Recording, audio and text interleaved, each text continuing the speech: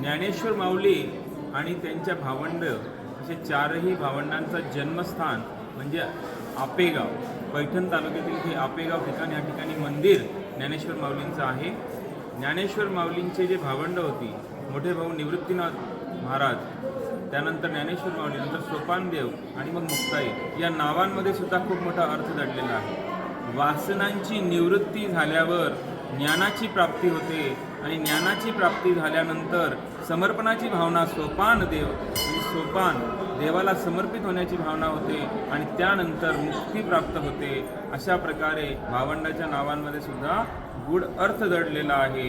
निवृत्ती, ज्ञानेश्वर, सोपान आणि मुक्ताई ही भक्तिमार्गातले टप्पे आहेत. या टप्प्याटप्प्यानेच आपल्याला मुक्तीकडे जाता येतं.